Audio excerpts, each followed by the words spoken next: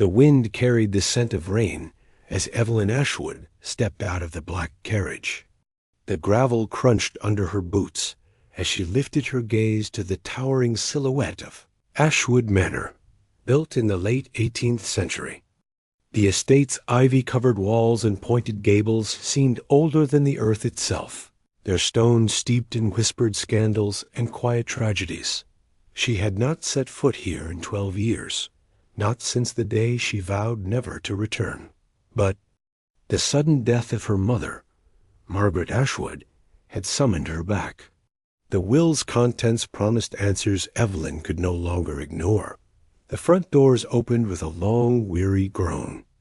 Gregory Ashwood, her half-brother, stood framed in the doorway, his expression carefully composed. "You made it," he said.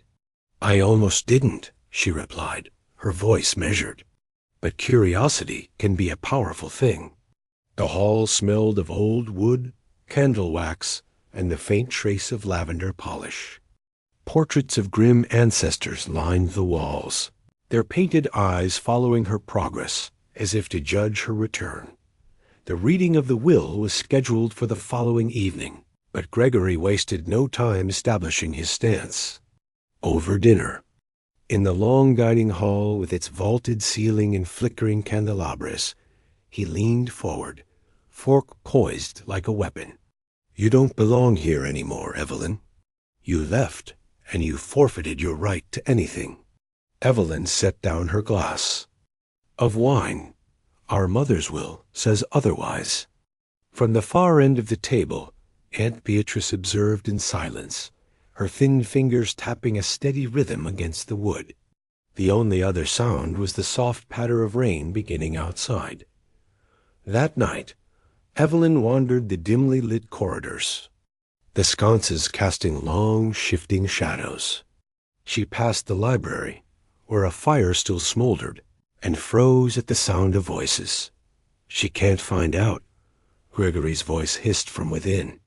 "She already suspects," Beatrice's tone was sharp, urgent. Evelyn pressed herself to the doorframe, heart hammering. "If she learns what happened in the East Wing," Beatrice continued, "it's over." The floorboard under Evelyn's bare foot creaked. Silence fell beyond the door. She slipped away before they could see her, her mind tangled with questions. Storm broke in earnest the next day, hammering against the high windows as Evelyn prepared for the reading. When she returned to her room, she found something impossible, her mother's favorite sapphire brooch, missing for over a decade, sitting neatly on the dressing table. She reached for it, but hesitated. The last time she had seen it was the night she left Ashwood Manor, after the shouting, after the broken glass, after her stepfather's body was found at the base of the East Wing staircase. That afternoon, Evelyn explored the Manor's West Gallery, where the oldest portraits hung. She stopped before one of her grandmother, the matriarch who had ruled the family with an iron will. In the painting, the woman's hands rested protectively over a small locked box on her lap. Evelyn knew that box. It had been kept in the East Wing study before the room was sealed. Gregory caught her staring. "Looking for something?" "Memories," she said without turning. He stepped closer, lowering his voice. "Stay out of the East Wing, Evelyn. Some doors were closed for reason." That night, the whispering began. She heard it first as she drifted toward sleep-soft voices beyond her door, speaking in a rhythm too deliberate to be wind. When she opened it, the hallway was empty, but on the floor lay a folded scrap of paper. She opened it to find just 5 words written in her mother's elegant script. "Trust no one but yourself." Evelyn's breath caught. The ink was fresh. The storm raged without pause through the following morning, and by the time the family gathered in the drawing room for the will's reading, the air was thick with tension.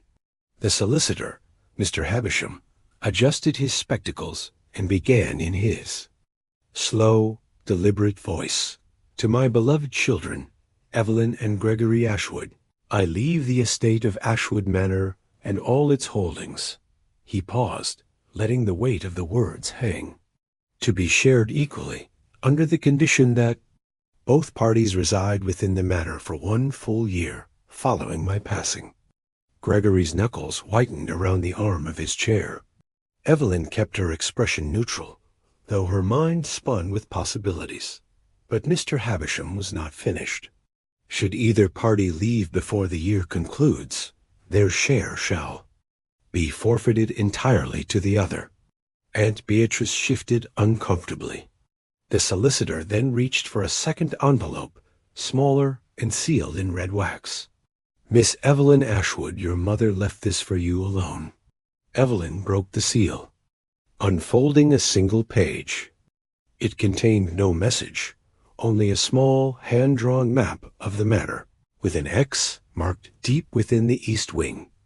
That night, Gregory came to her room.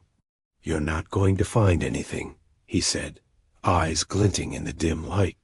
"I'm not looking," she lied, but she waited until the house was quiet before taking a lantern and making her way to the east wing. The doors, chained and locked for years, were strangely ajar. She stepped inside. Dust hung in the air, and the faint smell of mildew clung to the faded drapes. She followed the map's directions to an abandoned study. The walls here were lined with books, their leather spines cracked with age. In the corner sat a familiar object, the small locked box from her grandmother's portrait. Kneeling, she saw the lock was already broken. Inside were letters, dozens of them, bound in ribbon and yellowed with time. Evelyn's hands trembled as she read. They were from her mother to her, letters never sent. Letters that told the truth of that night 12 years ago. Her stepfather had been blackmailing Margaret over a hidden family fortune, one that could have destroyed the Ashwood name if revealed. In a heated argument, Gregory, only 17 at the time, had pushed him in defense of their mother. The fall had been fatal. Aunt Beatrice had helped cover it up, sealing the east wing and hiding the brooch, which had been clutched in Margaret's hand during the struggle. Evelyn heard footsteps behind her. Gregory stood in the doorway, pale but defiant. "Now you know," he said. "So what will you do? Destroy me or protect what's left of our family?" The lantern light flickered between them. Evelyn closed the box. "We live under the same roof for a year. Then I decide." Outside, the storm finally broke, leaving the manor wrapped in heavy silence. Yet somewhere in the walls, faint as breath, the whispers continued. Every day, behind every door, there is a new secret waiting to be uncovered. Here at Ties and Secrets, we take you beyond the surface, into the heart of stories filled with love and loss, betrayal and ambition, mystery and revelation. These are not just tales. They are journeys into the deepest corners of the human heart, where loyalty is tested, trust is broken, and the truth hides in the shadows.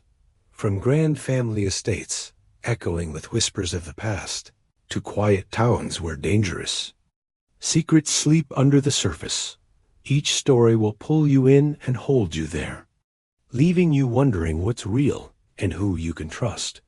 Subscribe now and join us every single day as we open the doors to worlds you've never seen, uncover truths no one dares to speak, and bring you unforgettable tales that will stay with you long after the last word is spoken.